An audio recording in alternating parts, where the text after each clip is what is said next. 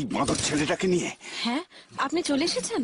কি হয়েছে, পেটে ব্যথা করছে? বুকে যন্ত্রণা হচ্ছে। হার্ট অ্যাটাক না হয়ে যায়, আমি ডাক্তার ডাকি। কিছু তোমার ছেলের জন্য হচ্ছে, ডাকো ওকে এখানে। কি করেছে ও? কি করেছে আবারও? সন্তানের উপর চিৎকার করছেন, তাতে কোনো লাভ নেই। সন্তান যা করতে চায় তাকে করতে দেওয়া উচিত। দেবরাজ আইপিএস হয়েছে কারণ ছোট থেকে পড়াশোনাটা করতো, আর আমার ছেলে একটা ক্লাসে 2 বছর ধরে গরুর মতো খুঁটিতে বাঁধা রয়েছে। আমি একই ক্লাসে 2 বছর ফেল করেছিলাম, বিশ্বাস হয় না তো? আমার বাবা একদিন আমাকে মারলো আর বলল যে পড়াশোনা আমার দ্বারা হবে না, কিন্তু আমি ওনার কথা শুনিনি।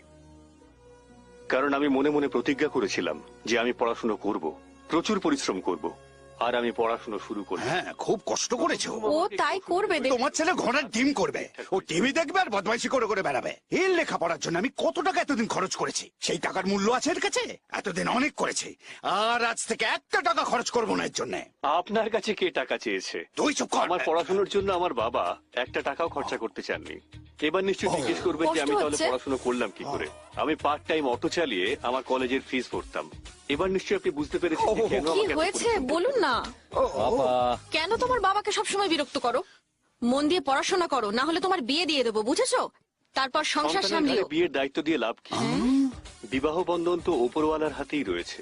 আপনিও নিশ্চয়ই আমার একটা কথা মানবেন যে প্রত্যেক পুরুষের সফলতার পেছনে একজন নারীর হাত থাকে। ঠিক সেই রকম আমারও পেছনে রয়েছে আমার স্ত্রী। এই হলো আমার স্ত্রী গায়ত্রী, আর এরা হলো আমার সন্তান, আমার নয়নের মণি। আমি এই ছোট পরিবার নিয়ে ভীষণ খুশি। সন্তানের ওপর বাবা মায়ের জোর চাপিয়ে দেওয়া একেবারেই উচিত নয়। ওদেরকে ওদের মতো বড় হতে দিন। এটাই আমাদের আজকে প্রোগ্রামের মেসেজ। আবার দেখা হবে। নমস্কার। অনুষ্ঠান শেষ, চিৎকার করা বন্ধ করুন, আর দেবরাজ যে কলেজে পড়তো সেখানে আমায় ভর্তি করিয়ে দিন। বোঝাও তোমার ছেলেকে। আমি কিন্তু কচি খোকা নই।